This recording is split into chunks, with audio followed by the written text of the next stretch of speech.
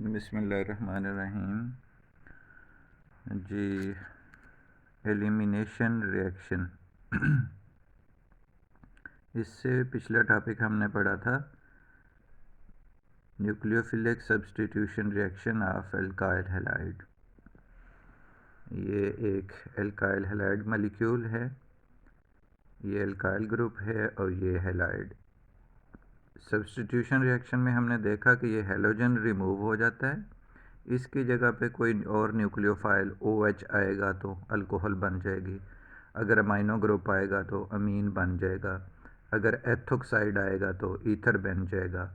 मतलब इस हैलोजन की जगह पे कोई भी और न्यूक्लियोफाइल आके इस कार्बन के साथ अटैच हो जाए, ये हैलोजन इस कार्बन से निकल जाए, तो ये सब्स्टिट्यूशन रिएक्शन है। अभी आज हम पढ़ने जा रहे हैं एलिमिनेशन रिएक्शन। एलिमिनेशन और सब्स्टिट्यूशन में ये डिफरेंस है कि इस कार्बन से ये हैलोजन एलिमिनेट होगा और इसके साथ वाली जो कार्बन है इससे एक हाइड्रोजन एलिमिनेट होगा और यहाँ पे डबल बॉन्ड बन जाएगा, तो ये प्रोडक्ट बनेंगे। इसको एलिमिनेशन रिएक्शन कहते हैं और इसका नाम बीटा एलिमिनेशन भी है। बीटा एलिमिनेशन इस वजह से क्योंकि इस कार्बन से हैलोजन एलिमिनेट हो रहा है, रिमूव हो रहा है, और इसके साथ वाली जो कार्बन है वो बीटा कार्बन है और ये हाइड्रोजन बीटा हाइड्रोजन है।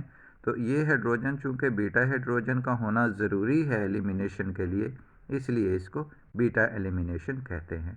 ये हैलोजन फंक्शनल ग्रुप, ये अल्फ़ा कार्बन, ये बीटा कार्बन और इसके साथ ये beta hydrogen. Elimination reaction of alkyl halide के लिए बीटा हाइड्रोजन ज़रूरी है, इसलिए यहाँ से हैलोजन एलिमिनेट होगा और इस कार्बन से हाइड्रोजन प्रोटॉन एलिमिनेट होगा, यहाँ पे डबल बॉन्ड आ जाएगा, तो इसको बीटा एलिमिनेशन कहते हैं। जिस तरह SN रिएक्शन में हमने पढ़ा SN1 और SN2, उसी तरह यहाँ पे ये E1 और E2 मैकेनिज़्म, दो तरह से ये मैकेनिज़्म है। E1 मैकेनिज़्म क्या है जी? E1 मैकेनिज़्म में दो स्टेप में रिएक्शन कंप्लीट होगा।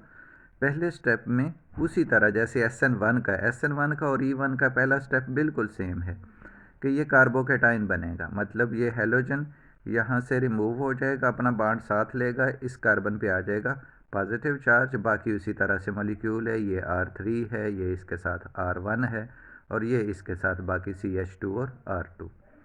अब दूसरे स्टेप में ये जो कार्बोकेटाइन है, इस कार्बोकेटाइन से जो साथ इसके कार्बन के साथ हाइड्रोजन है ये एलिमिनेट होगा। इसको रिमूव करने के लिए बेस होता है यहाँ पे।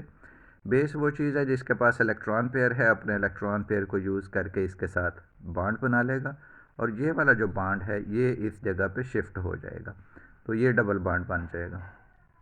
ये अल्कीन प्रोडक्ट होगी। ये एलिमिनेशन की जो प्रोडक्ट है वो अल्कीन है। तो ये जो E1 मैकेनिज़्म है हमने देख लिया कि दो स्टेप में, पहले में कार्बोकेटाइन और अगले स्टेप में कार्बोकेटाइन में जो बीटा हाइड्रोजन है वो रिमूव होगा और अल्कीन ये प्रोडक्ट बन जाएगी। इसमें एक चीज़ और याद रखनी है, ये एक एग्ज़ाम्पल है। ये मिसाल के तौर पे ये मॉलिक्यूल है और इसमें ये जो कार्बोकेटाइन है, इट मीन्स जहाँ पे कोई हैलोजन था वो रिमूव हो गया पहले स्टेप में, तो ये बन गया कार्बोकेटाइन या कार्बोनियम आइन। अब इस कार्बोकेटाइन को ये सेकेंडरी कार्बोकेटाइन बन रहा है क्योंकि इस कार्बन के साथ एक ये कार्बन और एक ये दो कार्बन है, तो ये सेकेंडरी कार्बोनियम आइन होगा। सेकेंडरी कार्बोनियम आइन जो है ये रीअरेंज होता है टर्शरी कार्बोनियम आइन में, बिकॉज टर्शरी कार्बोनियम आइन इज़ स्टेबल देन सेकेंडरी। तो ये जो मेथाइल ग्रुप है ये अपने बॉन्ड के साथ यहाँ पे शिफ्ट हो जाएगा, पॉजिटिव चार्ज यहाँ पे आ जाएगा, तो ये बन गया टर्शरी कार्बोनियम आइन। अब टर्शरी कार्बोनियम आइन से फर्दर बीटा प्रोटॉन जो है वो एलिमिनेट होगा। ये कार्बन, इसके साथ ये हाइड्रोजन, ये कार्बन और ये हाइड्रोजन इससे एलिमिनेट होगी, तो इस जगह पे डबल बॉन्ड आ जाएगा यहाँ पे। तो इसमें ये पॉइंट याद रखना है कि अगर हमें इस रीअरेंजमेंट करना पता होता तो हम समझते कि ये जो है जो बॉन्ड है या यहाँ पे बन जाए या यहाँ पे तो बन नहीं सकता था क्योंकि इस कार्बन पे पॉजिटिव चार्ज हो तो इधर कोई बीटा हाइड्रोजन है ही नहीं, तो हमने कहा था यहाँ पे डबल बॉन्ड आएगा। लेकिन ऐसा नहीं है, यहाँ पे डबल बॉन्ड नहीं आएगा, बल्कि ये जो कार्बोनियम आयन है ये रीअरेंज होगा, पॉजिटिव चार्ज जहाँ पे जब आएगा तो ये टर्शरी कार्बोनियम आयन बन गया। अब टर्शरी कार्बोनियम आयन से ये वाला जो बीटा हाइड्रोजन है ये रिमूव होगा, तो इस जगह पे डबल बॉन्ड आएगा, ये इसकी प्रोडक्ट होगी। जो दूसरा मैकेनिज्म है that is E2 mechanism. E2 mechanism जैसे SN2 है, बिल्कुल उसी तरह से हमने पढ़ा था कि ये बायमॉलिक्यूलर है, क्योंकि इसमें दो मॉलिक्यूल जो हैं वो पार्टिसिपेट कर रहे होते हैं इस स्टेप में, और एक ही स्टेप है, यही इसका रेट डिटर्मिनिंग स्टेप होगा, यही इसका स्लो स्टेप होगा। यहाँ तो हमने पढ़ा ना कि दो स्टेप हैं, तो फर्स्ट स्टेप स्लो स्टेप है, तो ये वाला रेट डिटर्मिनिंग स्टेप होगा। यहाँ पे एक ही स्टेप है, इस स्टेप में ट्रांजिशन स्टेट बनती है। कैसे जी? ये हमारे पास अल्काइल हैलाइड का मॉलिक्यूल है, हम देख सकते हैं कि ये हैलोजन इसने रिमूव होना है, और इस हैलोजन के साथ ये जो अल्फ़ा कार्बन, ये बीटा कार्बन से कोई हाइड्रोजन रिमूव होगा, तो ये प्रोडक्ट बनेगी एल्कीन।